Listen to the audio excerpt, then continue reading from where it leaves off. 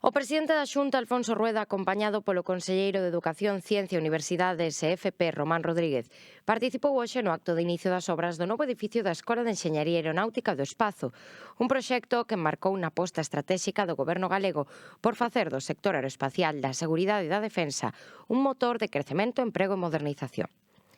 Nótase moitísimo como forma parte da universidade e como titulacións que antes parecían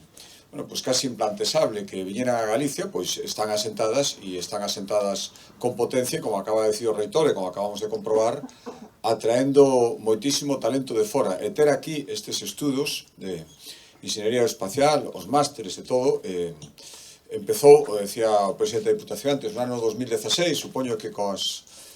prevencións propias de a ver que pasa, a ver efectivamente se somos capaces primeiro de atraer un bo cadro docente aquí, que veña aquí, que se establezca aquí, e despois de ir consolidando e que veña aquí xente moi boa a estudiar, como está vindo, as notas de corte así acreditan, e que aquí poida formarse para ter moitísimo futuro. E todo eso se está conseguindo, polo tanto, agora o paso seguinte e lóxico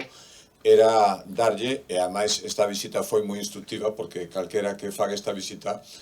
se dá conta de que é necesario facer o edificio que se acaba de presentar, e eu lle decía ao arquitecto que estas cousas, decía 18 ou 20 meses, me parece.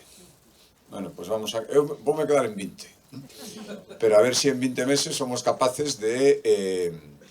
ter aquí unha sede, porque as cousas potentes teñen que ter sedes axeitadas. En cifras, a Xunta financia o 60% do custe total, cunha chega de 6,3 millóns de euros, e o edificio contará con máis de 6.500 metros cadrados adicados a aulas, laboratorios punteiros e incubadoras de proxectos. Así, este proxecto reforza a especialización e identidade científica do Campus Auga, recentemente acreditado como campus especializado pola Xunta, cun financiamento por parte da Administración que supera os 12 millóns de euros dende 2013 e cun enfoque centrado na alimentación, na agricultura, no medio ambiente e no termalismo.